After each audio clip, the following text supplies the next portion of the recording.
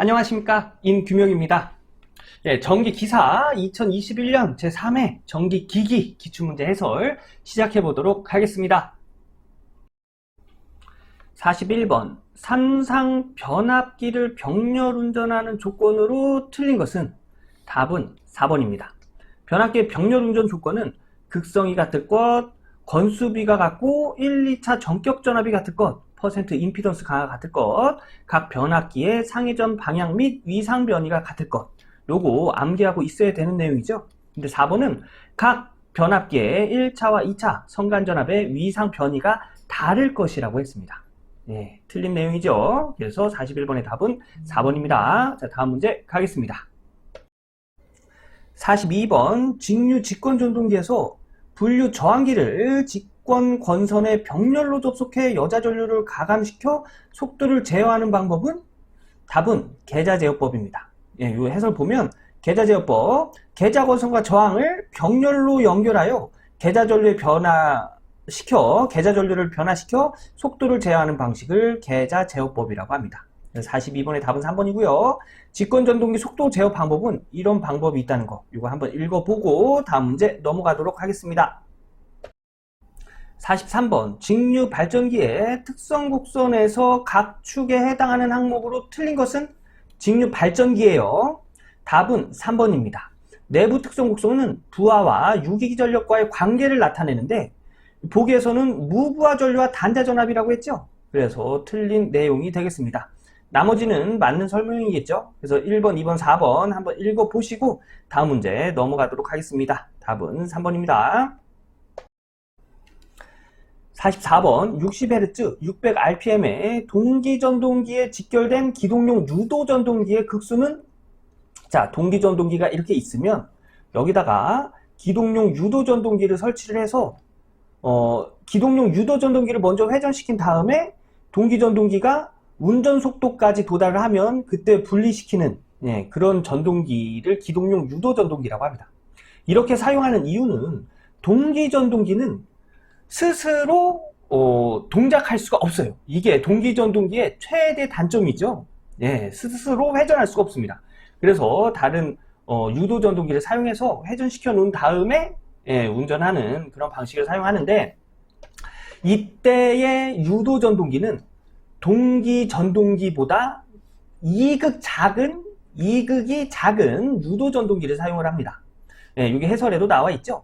기동용 유도전동기 극수는 직결된 동기전동기보다 이극 작게 한다. 자, 그럼 이 문제는 이 동기전동기의 극수를 구한 다음에 여기서 이극을 빼면 유도전동기의 극수가 되겠죠.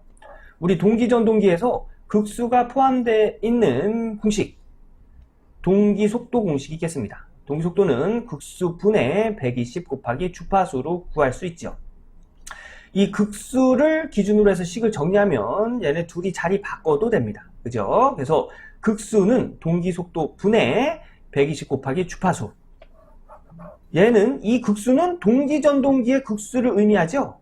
그래서 동기전동기의 회전수, 동기속도예요. 동기속도 분의 120 곱하기 주파수 60 하면 이 동기전동기의 극수는 12극이라는 걸 알 수가 있고요. 문제에서 물어본 기동용 유도전동기 극수는 이 12극에서 2극이 적은 유도전동기를 사용해야 된다고 했죠. 그래서 여기서 동기전동기 극수 12극에서 2를 빼면 이때 기동용 유도전동기 극수는 10극이라는 걸 알 수 있습니다.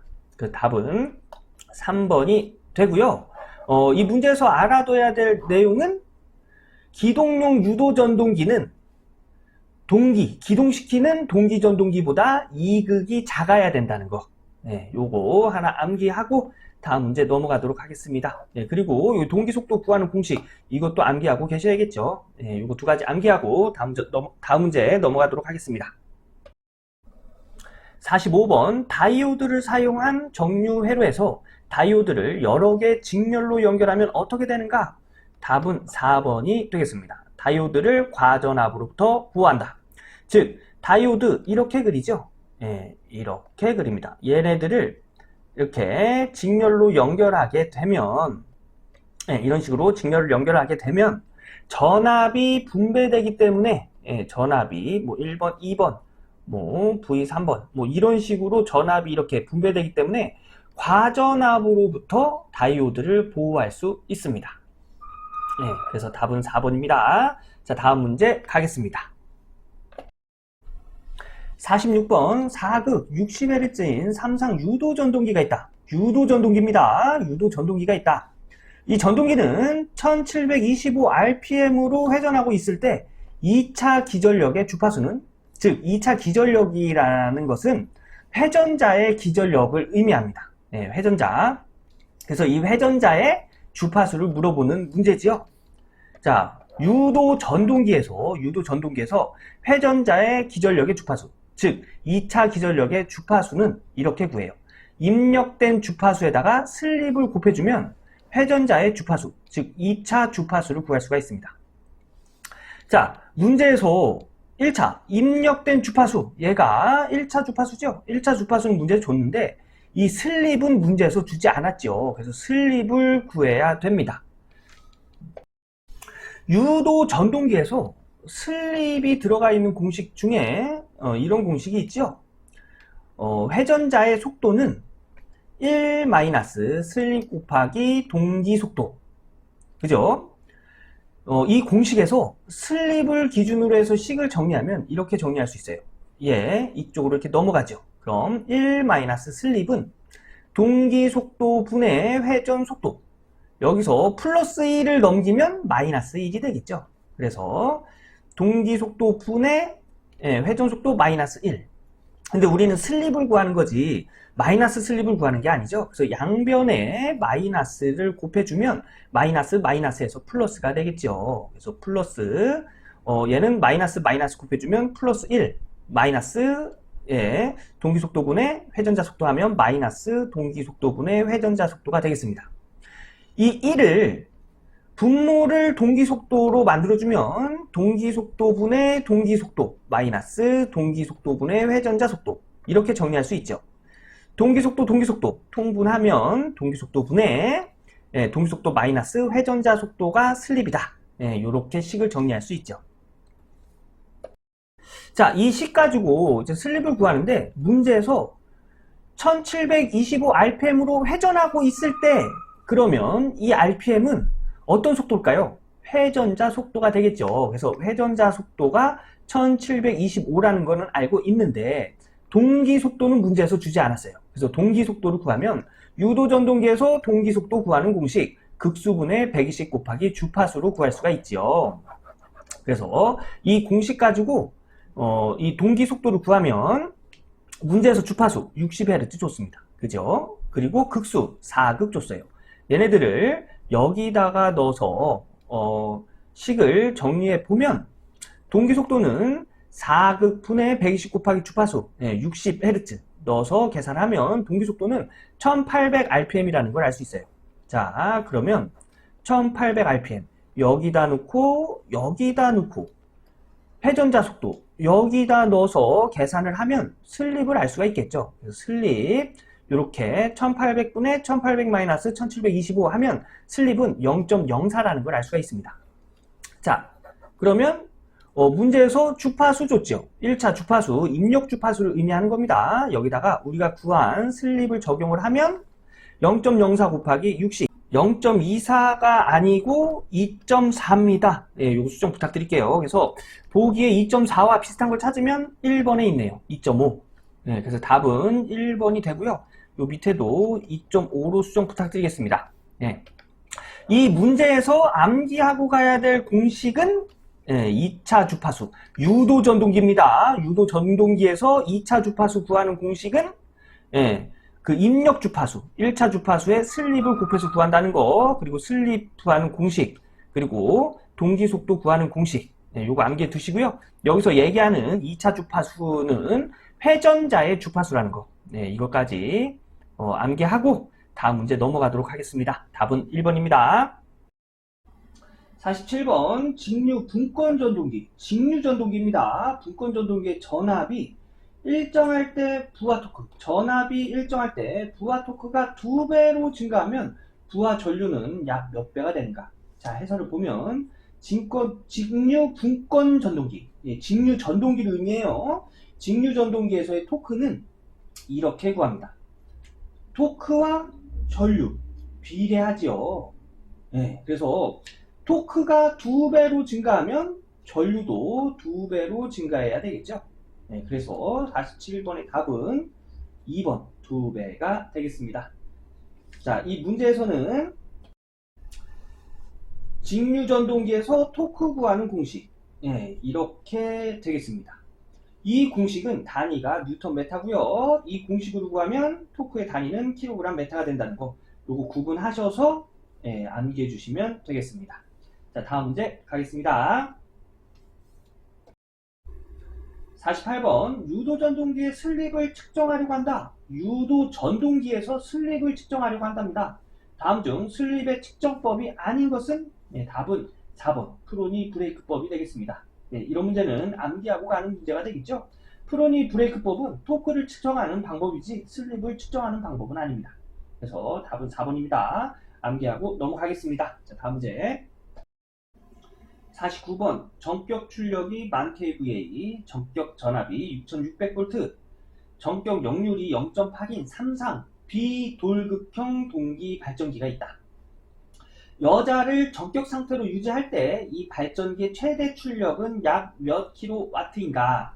단 한 상의 동기 리액턴스를 0.9 PU로 줬네요. 그죠? 동기 리액턴스를 뭐 퍼센트나 뭐 오음이나 이런 걸로 주지 않고 PU로 줬습니다.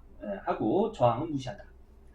비돌극형, 비철극형이라고도 하죠. 이 동기 발전기의 최대 출력 구하는 공식은 이렇게 구할 수 있는데 문제에서 리액턴스, 이 리액턴스를 PU 단위로 줬죠. 그래서 PU 단위로 이 동기 발전기의 최대 출력 구하는 공식은 이렇습니다. 그래서 코사인 세타가 역률 의미하는 거죠. 역률. 그리고 사인 세타. 코사인 세타가 0.8일 때 사인 세타는 자동적으로 0.6이 됩니다. 요거는 암기해 두시면 계산 문제 해결할 때 조금 수월하시겠죠. 반대로 코사인 세타가 0.6일 때 사인 세타는 0.8이 됩니다. 이것도 암기해 두시면 계산 문제 해결하실 때 도움 되실 겁니다. 그래서 이 공식에다가 문제에서 준 단서들을 하나씩 적용시켜 보면 코사인 세타 역률 0.8 줬죠. 그래서 0.8의 제곱 사인 세타 코사인 세타가 0.8일 때 사인 세타는 0.6이라고 했죠. 그래서 0.6 플러스 동기 리액턴스 PU법으로 줬죠. 그래서 PU법 리액턴스 PU 단위의 리액턴스를 두면 문제에서 0.9라고 했습니다. 그래서 0.9 넣고 동기 리액턴스 PU 단위의 동기 리액턴스 두면 0.9 넣고 요 P 전격 출력을 의미하는 거죠. 그래서 전격 출력 문제에서 1000kVA 줬습니다. 그래서 얘네들을 넣고 최대 출력을 구하면 18889kW가 되는 걸 알 수가 있어요. 그래서 답은 2번이 되겠습니다. 이 문제는 동기 발전기의 비돌극형 동기 발전기의 최대 출력을 구하는 문제인데요. 우선 여기까지만 완벽하게 좀 암기를 해 주시고요. PU법으로 PU 단위로 동기 리액턴스를 줬을 때는 이런 식의 공식도 있구나 라고 그냥 봐주시고 문제에서 주는 단서들을 한번 적용시켜서 여기까지 스스로 한번 정리해 보시는 걸 권장드리겠습니다. 49번의 답은 2번입니다. 자, 다음 문제 가겠습니다. 50번 단상 반파 정류 회로에서 직류 전압의 평균값 210V를 얻는데 필요한 변압기 2차 전압의 실효값은 약 몇 볼트인가? 다음 부하는 순저항이고 정류기의 전압 강압 평균값은 15V로 한다. 문제에서 물어본 게 변압기 2차 전압의 실효값을 물어봤죠. 자, 변압기가 이렇게 있으면 여기가 1차고 여기가 2차라고 하면 우리 부하는 1차에다 연결할까요? 2차에다 연결할까요? 2차에다 연결하겠죠. 그래서 2차의 정류기가 이렇게 있고 부하를 연결하는 이 단자의 전압이 210V란 얘기입니다. 얘가 정류회로가 들어가 있는 정류기이기 때문에 1차는 교류, 2차는 직류가 되겠죠. 그래서 변압기 2차 전압이 정유기 1차 전압의 교류 전압이 되겠습니다. 그래서 요 1차 전압의 교류 전압을 구하라는 얘긴데요.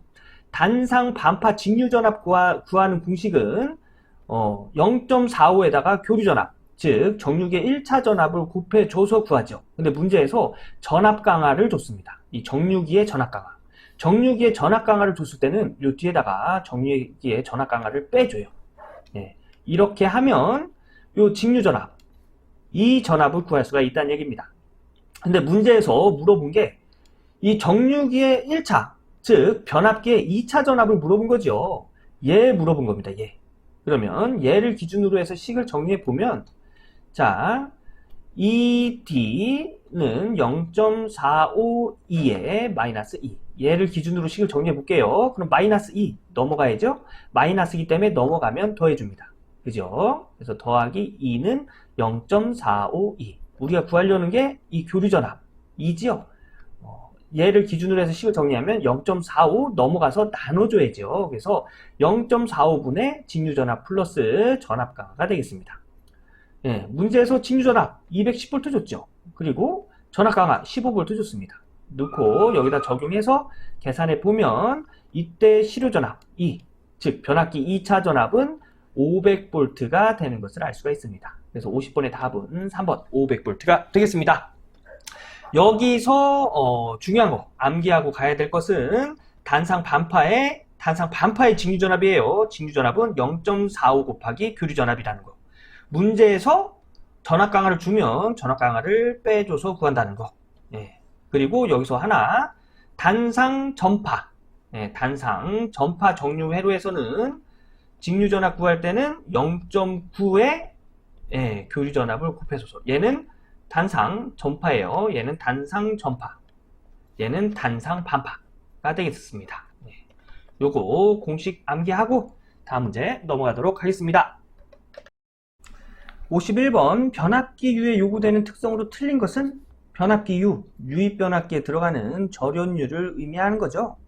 절연유에 요구되는 특성, 즉 절연유의 구비 조건 중에 점도는 낮아야 됩니다. 그런데 1번은 점도가 클 것이라고 되어 있죠. 그래서 틀린 특성으로는 1번이 되겠습니다. 나머지는 절연유의 구비 조건, 즉 요구되는 특성으로 맞는 것이 되겠죠. 그래서 2번, 3번, 4번 암기하고요. 점도는 낮아야 된다는 거 암기하고 다음 문제 넘어가도록 하겠습니다. 네, 51번의 답은 1번입니다. 52번 100kVA 2300대 115V 철손이 1kW 전부와 동선이 1.25kW의 변압기가 있다. 이 변압기는 매일 무부하로 10시간, 2분의 1 전격 부하, 역률 1에서 8시간, 전부하 역률 0.8에서 6시간 운전하고 있다면 전일 효율은 약 몇 %인가?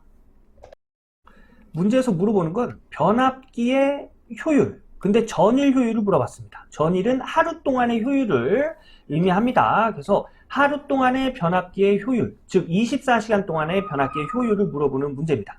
우선 변압기 효율 구하는 공식은 출력 플러스 철손 플러스 동손분의 출력 곱하기 100으로 구하고요. 여기서 철손은 무부하손이라고 해서 부하가 연결이 됐던, 부하가 연결되지 않았던 손실되는 전력을 철손이라고 합니다. 그리고 동손은 부하가 연결되었을 때의 손실 전력을 동손이라고 부릅니다. 우선 철손부터 구하면 이 변압기의 철손은 1kW라고 했죠. 그런데 이 철손은 부하가 연결되었든 연결되지 않았든 손실되는 전력을 의미한다고 했죠. 그래서 이 1kW는 24시간 동안 손실되는 전력입니다. 네, 하루를 기준으로 봤을 때 그래서 철손은 하루 동안 24kWh라는 걸 알 수가 있고요. 동손은 부하율의 제곱 곱하기 그 동손 곱하기 그 시간으로 구할 수가 있는데요. 우선 2분의 1 전격 부하율이 2분의 1이란 얘기죠. 그래서 2분의 1의 제곱 곱하기 동손, 문제에서 1.25kW 줬습니다. 1.25kW 곱해주고 2분의 1 전격으로 8시간 운전했다고 했죠. 그래서 곱하기 8시간 하고 전부하기 때문에 이 부하율이 1이 되겠죠. 그래서 1의 제곱은 1이기 때문에 여기다 써주지 않은 거예요. 그래서 전부하로 6시간 그래서 전부와 동손 1.25kW에 6시간을 곱해줘서 더해주면 이때 동손, 하루 동안의 동손은 10kWh라는 걸 알 수가 있어요. 자, 그럼 철손과 동손 구했죠.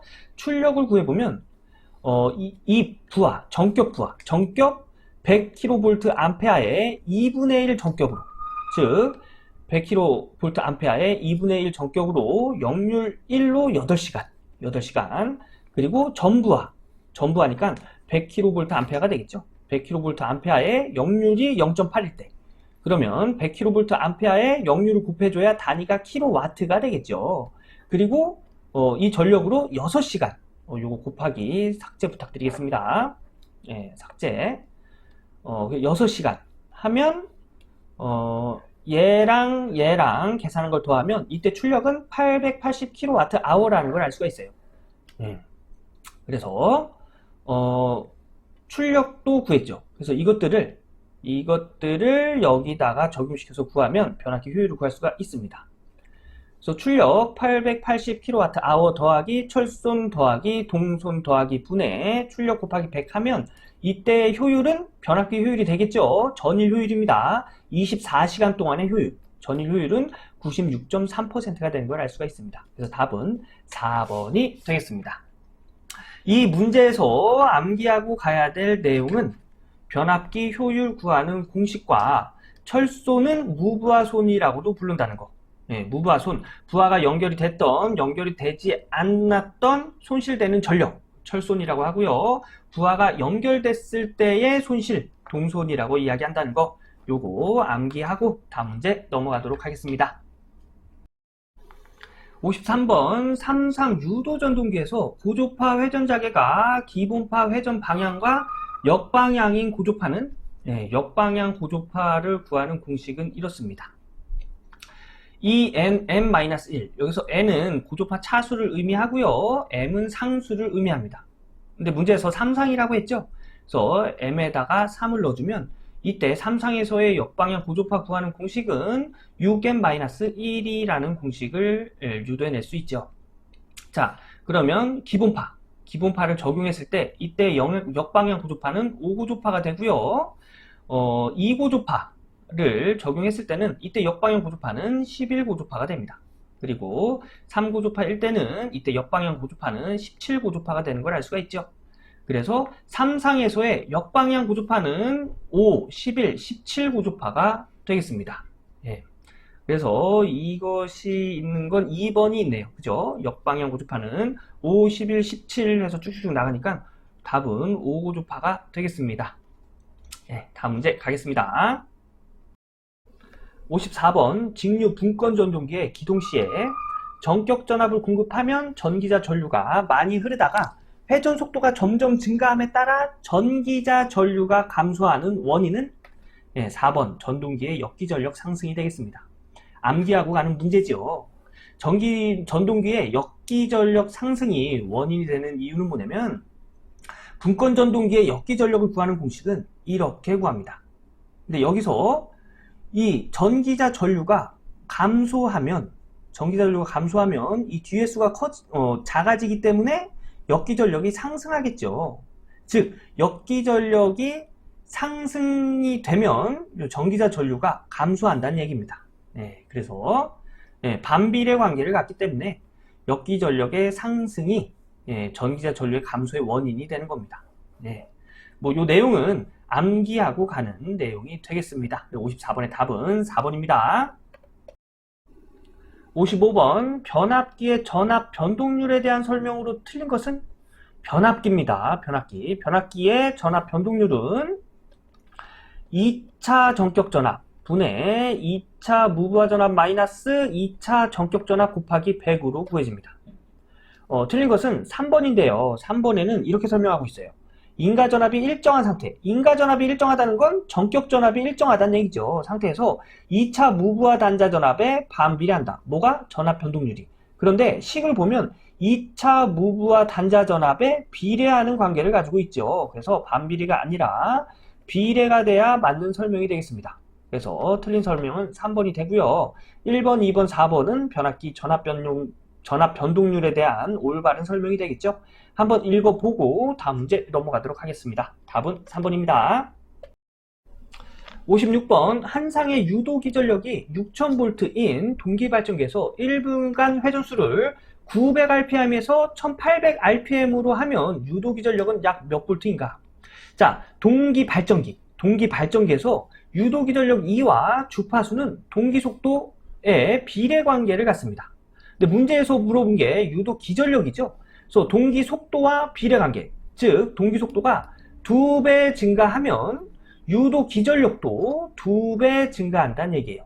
그래서 6000V에서 2배 증가한 12000V가 답이 되겠습니다. 네, 56번의 답은 2번이 되겠습니다. 57번 변압기 내부 고장 검출을 위해 사용하는 계정기가 아닌 것은? 네, 답은 1번 과전압 계정기입니다. 과전압 계정기는 변압기 내부 고장 검출을 위해 사용하는 계정기가 아니고요. 단락 보호용으로 사용되는 계정기입니다. 네, 그래서 답은 과전압 계정기가 되겠습니다. 암기하고 가는 문제죠. 답은 1번입니다. 자, 다음 문제 가겠습니다. 58번 권선형 유도전동기의 2차 여자법 중 2차 단자에서 나오는 전력을 동력으로 바꿔서 직류전동기에 가하는 방식은? 답은 2번이 되겠습니다. 네, 크레머 방식. 이것도 역시 암기하고 가는 문제가 되겠죠. 권선형 유도전동기에서 전력을 동력으로 바꿔 전동기에 가하는 방식을 크레머 방식이라고 합니다. 네, 답은 2번이 되겠습니다. 암기하고 다음 문제 넘어가겠습니다. 59번 동기조상기의 구조상 특징으로 틀린 것은? 답은 4번입니다. 전동기 축은 동력을 전달하는 관계로 비교적 굵은 게 아니라 짧습니다. 예. 해설 보면 동기조상기로 이용되는 동기 전동기 축은 동력을 효율적으로 전달하기 위해서 비교적 짧다라고 되어 있죠. 굵은 것과는 관계가 없습니다. 나머지 1, 2, 3번은 동기조상기의 올바른 특징이 되겠죠. 한번 읽어보고 다음 문제 넘어가도록 하겠습니다. 60번 75W 이하의 소출력 단상 직권 정류자 전동기의 용도로 적합하지 않은 것은? 답은 3번 공작기계가 되겠습니다. 예, 공작기계는 아무래도 큰 힘이 필요하기 때문에 출력이 커야겠죠. 그런데 문제에서는 소출력 단상 직권 정류자 전동기의 용도를 물어봤어요. 그래서 공작기계, 예, 적합하지 않은 건 3번 공작기계가 되겠습니다. 자, 이렇게 해서 2021년 제3회 전기기기 기출문제 해설을 마쳤습니다. 예, 이번 회차에서는 글로 나오는 문제, 즉 암기하고 가야 되는 문제가 좀 많았죠. 예, 그래서 글로 나오는 문제들은 100% 다 암기하시는 걸 권장드리고요. 계산 문제 같은 경우는 내가 이해가 되지 않더라도 그냥 해설을 한번 쭉 써보시는 걸 권장드리겠습니다. 예, 써보면서 분명히 배우는 것들 있을 거니까요. 한번 써보시고 넘어가시는 걸 권장드릴게요. 자, 그러면 오늘 강의는 여기까지 하고요. 저는 다음 기출문제 해설 강의에서 인사드리도록 하겠습니다. 감사합니다.